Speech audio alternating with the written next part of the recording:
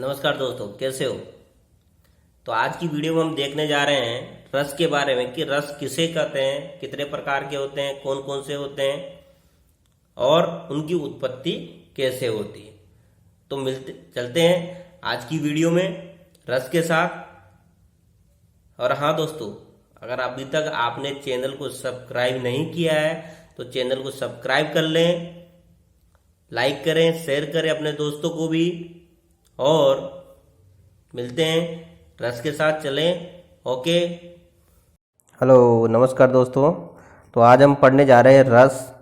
जैसा कि हम पहले भी बात कर चुके हैं कि रस जो है का जो शाब्दिक अर्थ है वो होता है आनंद। आनंद जो हमें साहित्य को, कविता को, कहानी को पढ़ने, सुनने या देखने से जो आनंद की प्राप्ति होती है, जो खुशी हमें मिलती है, उसको साहित्यिक भाषा में रस की संज्ञा दी जाती है और उसे हम आनंद कहते हैं या रस कहते हैं। ये तो हो गया रस का शाब्दिक अर्थ होता है आनंद।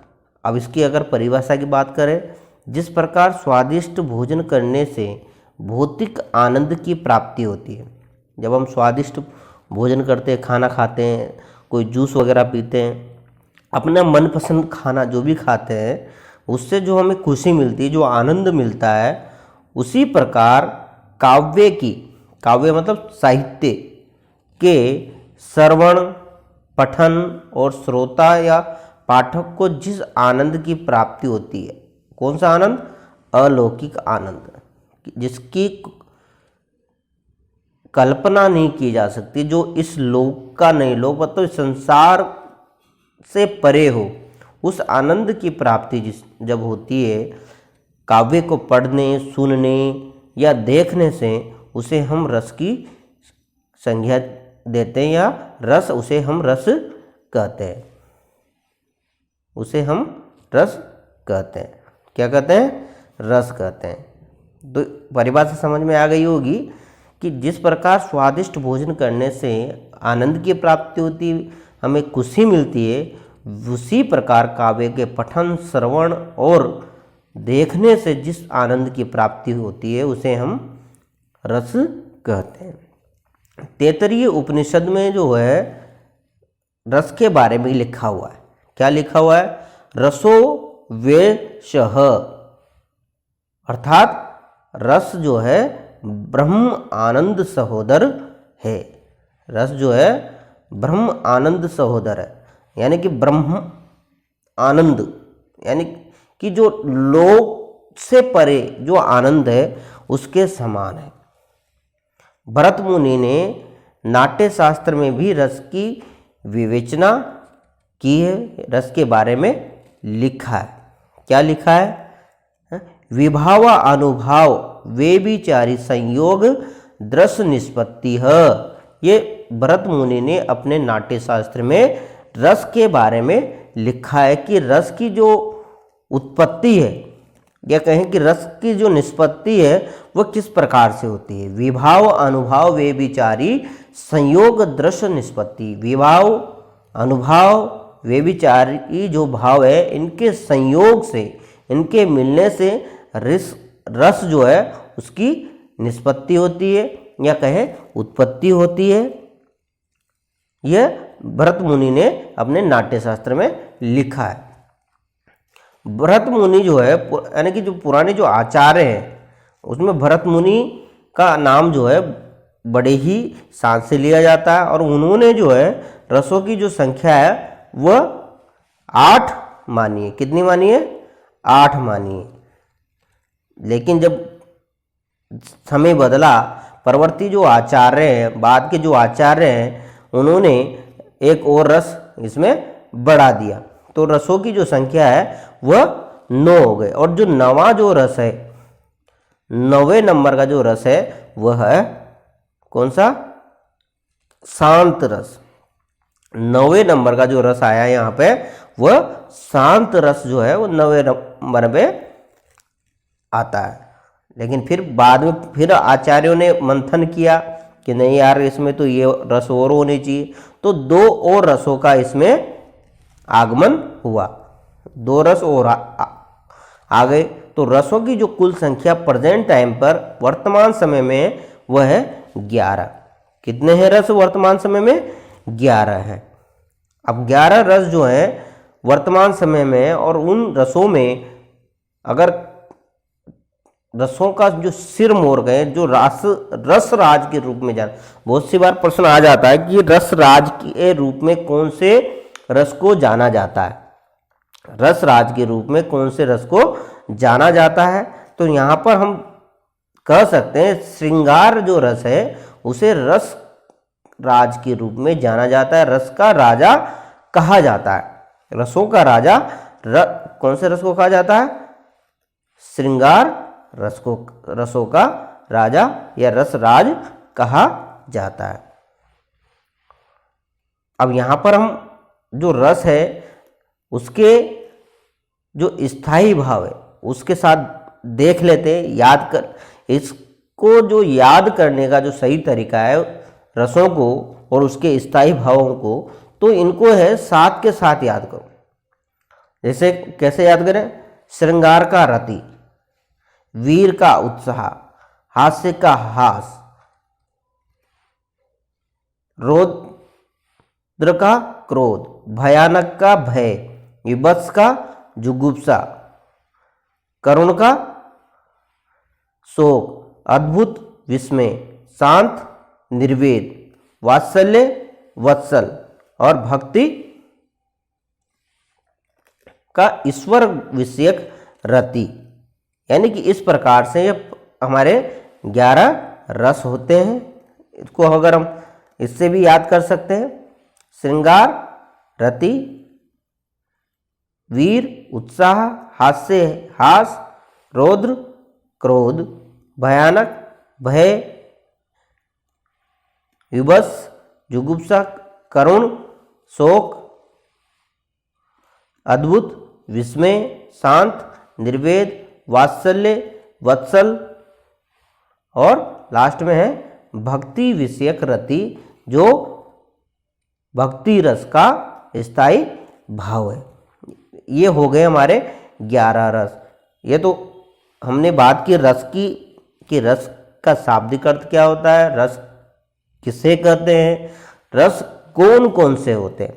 अब हम जानेंगे कि रस के अवयव कौन कौन से होते हैं, रस के जो अंग है, रस की उत्पत्ति किन किन के द्वारा होती है। जो हमने बात की थी भरत मुनि के जो नाट्य शास्त्र में उन्होंने लिखा था, विभाव अनुभाव वे भी चारि संयोग दृश्य निष्पत्ति, तो उसी को हम आगे देखते हैं कि जो रस है उसके कितने अवयव है। तो यहाँ पर हम देख रहे हैं कि रस के जो अवयव है वह है 4। कितने हैं? 4 अवयव रस के माने जाते हैं रस की उत्पत्ति के लिए। पहला जो अवयव है वह है भाव, दूसरा विभाव, तीसरा अनुभाव और अंतिम जो है वह है संचारी भाव। तो ये 4 जो है रस के अवयव हो जाते हैं। कितने? 4। भाव, विभाव, अनुभाव, संचारी भाव। भाव को हम स्थायी भाव भी कहते हैं। भाव जो है उसको हम स्थायी भाव भी कहते हैं। विभाव जो है वो 2 प्रकार के होते हैं, पहला और दूसरा, आलंबन विभाव और उद्दीपन विभाव। तीसरा जो है वह है अनुभाव। अनुभाव जो है वो 4 प्रकार के होते हैं, कायिक अनुभाव, वाचिक अनुभाव, सात्विक अनुभाव और आहार्य अनुभाव। ये हो गए 4 प्रकार। और चौथा जो है वो है संचारी भाव, जिनकी संख्या 33 मानी जाती है। अब इनके बारे में हम विस्तार से आगे पढ़ेंगे, तो चले आगे बढ़े। तो सबसे पहले जो हमारा आता है वह है भाव। अब भाव किसे कहते हैं देख लेते हैं। हृदय की चित्त वृत्तियों अथवा मनोविकारों को हम भाव कहते हैं।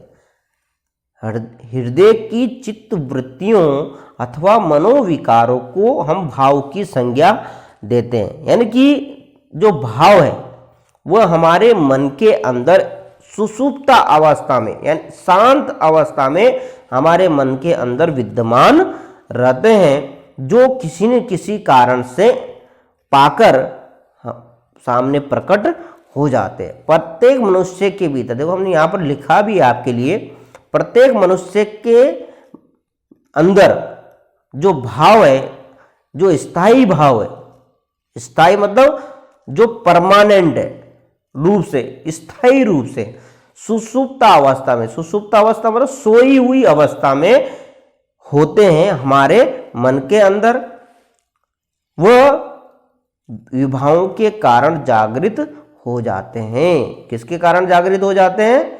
विभाव, आलंबन और उद्दीपन विभाव जो है इनके कारण वह जागृत हो जाते हैं। जो दो प्रकार के विभाव हमने देखे, आलंबन और उद्दीपन, उनके कारण वो भाव, स्थायी भाव जो है वो जागृत हो जाते हैं। भाव से तात्पर्य हमने पहले भी देखा कि स्थायी भाव जो हमारे मन के अंदर विद्यमान रहते हैं, भाव को स्थायी भाव हम कहते हैं। भरत मुनि ने स्थायी भावों की संख्या 8 मानी है। कितनी मानी है? 8 मानी, क्योंकि उन्होंने रसों की जो संख्या है वह भी 8 ही मानी है, जबकि सामान्य स्थायी भावों की संख्या जो है 9 मानी जाती है। कितनी मानी जाती है? 9 मानी जाती है। और यहाँ पर हम देख रहे हैं कितने रस, रति, हास, क्रोध, भय, जुगुप्सा, विस्मय, निर्वेद, शोक, उत्साह, 1 2 3 4 5 6 7 8 और 9, ये 9 स्थायी भाव हमारे मन के अंदर सुषुप्त अवस्था में, सोई हुई अवस्था में हमारे मन के अंदर विद्यमान रहते हैं, जो विभाव, आलम्बन और उद्दीपन विभावों की वजह से, उनकी आने से जागृत हो जाते हैं। आश्रय जो है, आश्रय किसे कहते हैं? प्रश्न आ गया। आश्रय कहते हैं, किसे कहते हैं? जिसके हृदय में स्थायी भाव जागृत होता है उसे आश्रय कहते हैं। जिसके हृदय में स्थायी भाव जागृत होता है उसे हम आश्रय की संज्ञा देते हैं। यानी कि कहने का मतलब जो रस की उत्पत्ति, रस की उत्पत्ति जिसके मन के अंदर होती है, जैसे मान लो मैं हूं, मुझे क्रोध आता है, मुझे किसी कारण से, किसी बात की वजह से क्रोध आ गया, जो क्रोध का जो स्थायी भाव है वह है रौद्र, क्रोध का रौद्र, रौद्र जो स्थायी भाव है वो मेरे मन के अंदर जागृत होता है। यानी कि मैं जो हूं वह कौन हूं? आश्रय। कौन हूं? आश्रय हूं। यहां पर हम एक और उदाहरण देख लेते हैं, ये तो अपने खुद के ऊपर दिया। दूसरा है, दुष्यंत शकुंतला को देखता है। दुष्यंत, राजा जो दुष्यंत है वह शकुंतला को देखता है तो उसके हृदय में रति भाव जागृत हो जाता है। यहां दुष्यंत जो है वह आश्रय। समझ में आ गया? जो दुष्यंत है, राजा दुष्यंत, वो यहां पर आश्रय हो जाता है। अब हमने देखा कि जो विभाव है जिसके कारण स्थायी भाव जागृत होते हैं उसे हम विभाव कहते हैं। जिसके कारण स्थायी भाव मन के अंदर सोए हुई अवस्था में रहते हैं और जिसके कारण वो बाहर आ जाते हैं, वो प्रकट हो जाते हैं, उसे हम विभाव कहते हैं। जैसे उस उदाहरण को अगर हम देखें, राजा दुष्यंत किसको देखा था? शकुंतला को देखा था। राजा दुष्यंत शकुंतला को देखता है तो उसके हृदय में रति भाव जागृत हो जाता है। तो यहां पर जो है शकुंतला जो है विभाव, क्या है? विभाव है। राजा दुष्यंत क्या था? आश्रय। राजा दुष्यंत आश्रय हो गए और शकुंतला जो है वह विभाव हो गई। क्या हो गई? विभाव हो गई। अब विभाव हमने देखा था ऊपर कि विभाव जो होते हैं वो 2 प्रकार के होते हैं। कौन कौन से होते हैं? दो प्रकार के विवाह होते हैं, आलंबन विवाह और उद्दीपन विवाह। आलंबन विवाह कौन कौन है? आलंबन हो गया शकुंतला, और उद्दीपन उस रस को, उस स्थायी भाव को बढ़ाने का जो कार्य, उद्दीपन यानी उद्दीप्त करने का कार्य करते हैं, वह उद्दीपक कहलाते हैं। जो कोयल का कूकना, एकांत, यह शेर का दहाड़ना, एक अंधेरा, ये जितने भी जो रस हैं उसको उद्दीप्त करने का, बढ़ाने का काम जो करते हैं उसे कहते हैं उद्दीपन विभाव। क्या कहते हैं? और जिसके कारण रस की उत्पत्ति होती है वो होता है आलंबन विभाव। जैसे हमने देखा कि दुष्यंत शकुंतला को देखता है और उसके हृदय में रति भाव जागृत हो जाता है, तो वहां पर जो है दुष्यंत आश्रय हो जाता है और आलंबन हो जाती है शकुंतला। और कोयल का कूकना, एकांत, ये सब जो है उद्दीपन में आ जाते हैं।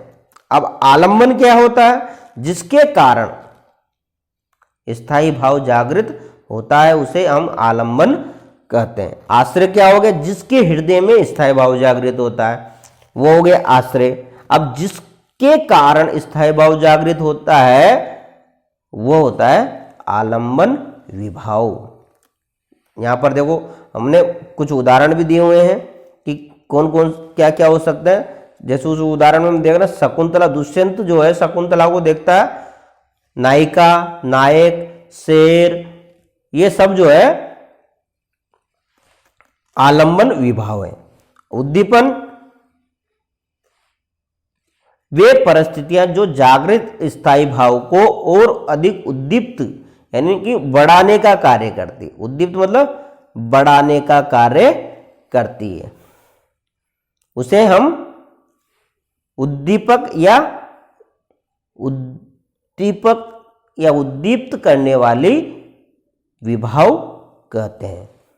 जैसे एकांत स्थान, शेर का दहाड़ना, कोयल का कूकना, अंधेरा, लाइट चली जाना, ये सब का सब जो है वह उद्दीप्त विभाव है जो स्थायी भाव को बढ़ाने का कार्य करते हैं। तो यहां तक आपको समझ में आ गया होगा विभाव, अनुभाव। और अब हम बात कर रहे हैं अनुभाव की कि अनुभाव क्या होते हैं। अनुभाव हमने देखा कि 4 प्रकार के होते हैं। कितने प्रकार के होते हैं? 4 प्रकार के अनुभाव होते हैं। कौन कौन से? कायिक, वाचिक, सात्विक और आहार।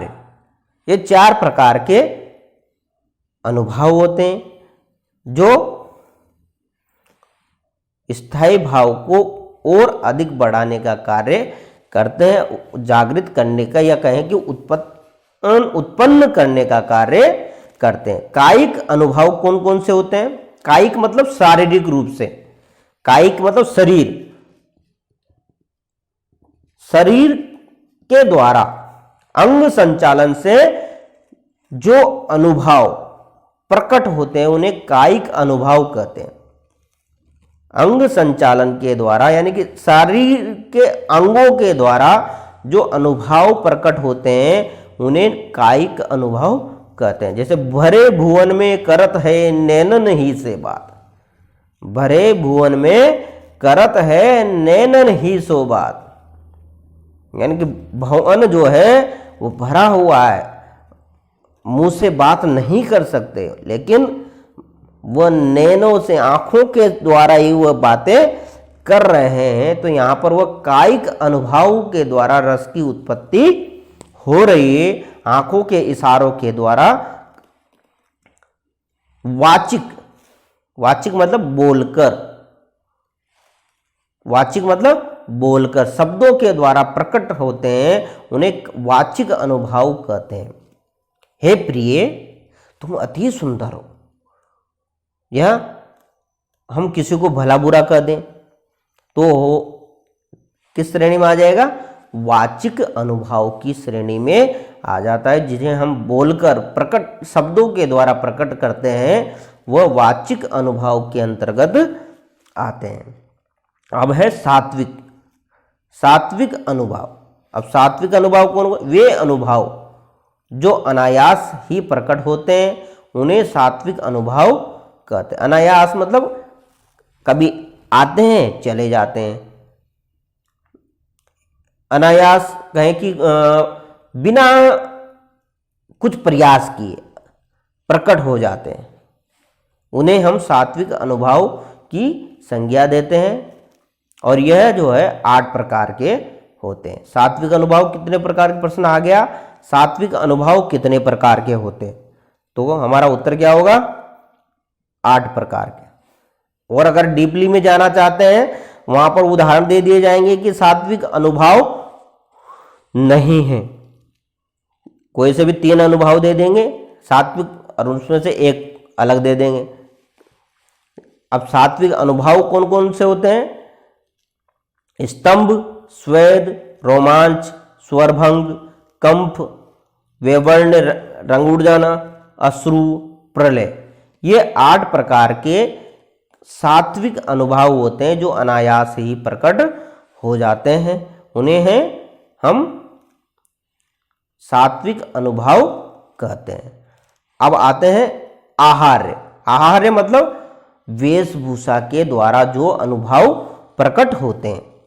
हमारे आपने देखा होगा कि कुछ कार्यक्रम होते हैं, उसमें कुछ बच्चे या कुछ अलग सी वेशभूषा पहन के आ जाते हैं, जैसे जोकर की वेशभूषा पहन के आ जाते हैं, कुछ जंगली सी वेशभूषा पहन के आ जाते हैं, कुछ पुलिस वाले की वेशभूषा पहन के आ जाते हैं। यानी कि वेशभूषा के द्वारा जो अनुभव प्रकट होता है, कोई सैनिक बन के आ जाता है, कोई डाकू बन के आ जाता है, तो उस वेशभूषा से जो हमें एहसास होता है उसे अनुभाव, आहार्य अनुभाव हम कहते हैं। यानी कि वेशभूषा के द्वारा जो अनुभव होता है वह आहार्य यानी वेशभूषा का अनुभव कहते हैं। अब आता है चौथा जो है हमारा चरण, भाव हो गया, विभाव हो गया। अब चौथा जो है संचारी भाव होते हैं। संचारी भाव जो क्या होते हैं? वे क्षणिक भाव। क्षणिक मतलब कुछ क्षण के लिए जो प्रकट होते हैं उन्हें क्षणिक भाव कहते हैं। वे क्षणिक भाव जो क्षण भर के लिए प्रकट होते हैं, स्थायी भाव को पुष्ट करते हैं, पुष्ट मतलब बढ़ाते हैं और समाप्त हो जाते हैं, उन्हें संचारी भाव कहते हैं। संचारी भाव हैं जो संचरण करते रहते हैं, आते हैं चले जाते हैं, आते हैं चले जाते हैं। इनकी जो संख्या है वह कितनी मानी गई है? 33 मानी गई। कितनी मानी गई है? 33 मानी गई है। जो संचारी भाव है, प्रश्न आ जाता है कि संचारी भावों की संख्या कितनी मानी गई है, तो हमारा उत्तर होगा 33। भरत मुनि जो है उन्होंने रस सूत्र में सबसे पहले विवादास्पद रस निष्पत्ति रहा है, जिसके 4 मत प्रचलित हैं। जो रस निष्पत्ति का जो सूत्र है, जैसे भरत मुनि ने दिया विभाव अनुभाव वे विचारी संयोग रस निष्पत्ति है, यह भरत मुनि ने रस निष्पत्ति का सूत्र दिया। उसी प्रकार जो और आचार्य हैं उन्होंने भी 4 भट्ट लोलट उत्पत्तिवाद दिया, संकुक अनुमतिवाद दिया, भट्ट नायक ने भुक्तिवाद दिया और अभिनव गुप्त ने अभिव्यक्तिवाद। ये 4 प्रकार के जो है रस निष्पत्ति के मत हैं।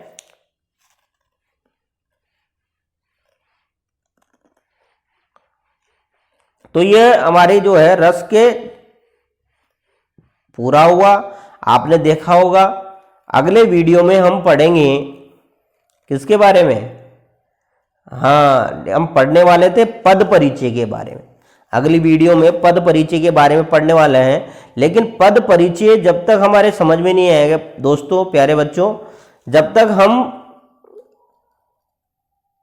संज्ञा से लेकर क्रिया विशेषण पूरा जो व्याकरण है वह नहीं पढ़ लेते तब तक हम पद परिचय को हल नहीं कर सकते, क्योंकि पद हमने देखा था वाक्य में, रचना के आधार पर वाक्य के जो भेद है उसमें हमने देखा था कि जो शब्द है जब वाक्य में प्रयुक्त होता है, रस का शाब्दिक अर्थ है, जैसे यहां पर एक वाक्य हम देख रहे हैं, रस का शाब्दिक अर्थ है आनंद, तो यहां पर जो है रस है, शाब्दिक है, अर्थ है, यह यहां पर पद है। क्या है? पद है। और जब यह वाक्य में प्रयोग है तो पद हो गया। अगर हम इसको ऐसे ही लिख देते अर्थ तो यह शब्द कहलाता। तो पद परिचय पढ़ने से पहले हमें जो शब्द है उसके बारे में पढ़ना है और व्याकरण में उस पद का क्या महत्व है, किस रूप में वो प्रयुक्त हुआ है, उसको जानने के लिए हमें संज्ञा पढ़नी पड़ेगी, सर्वनाम पढ़ना पड़ेगा, विशेषण पढ़ना पड़ेगा, क्रिया विशेषण पढ़ना पड़ेगा, तब जाके हम पद परिचय को हल कर सकते हैं। तो सबसे पहले अब इसके बाद पढ़ेंगे संज्ञा। अगला वीडियो करने का मतलब हमारा आएगा संज्ञा किसे कहते हैं। तो मिलते हैं अगली वीडियो में। दोस्तों, अगर अभी तक आपने हमारे चैनल को सब्सक्राइब नहीं किया है, अगर अभी तक भी आपने हमारे चैनल को सब्सक्राइब नहीं किया है दोस्तों, तो चैनल को सब्सक्राइब करें, लाइक करें, शेयर करें, अपने दोस्तों को भी इसको भेजें। 6ठी से लेकर 12वीं तक का पूरा सिलेबस हम इसमें कवर करने वाले हैं।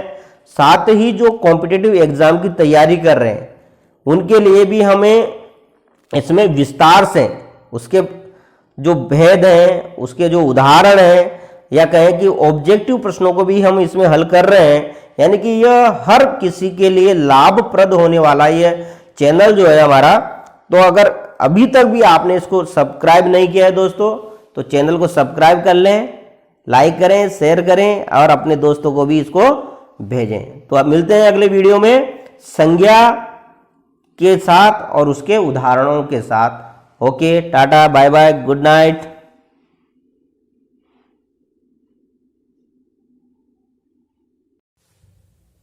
हाँ तो दोस्तों, कैसा लगा वीडियो? अच्छा लगा? लाइक करें, शेयर करें, कमेंट करें, और कोई भी टॉपिक को लेकर वीडियो बनाना है तो आप हमें कमेंट बॉक्स में लिख सकते हैं कि आप सर इस वीडियो को लेकर, इस टॉपिक को लेकर वीडियो बनाएं। हम उस टॉपिक को जरूर अपने इसमें शामिल करेंगे।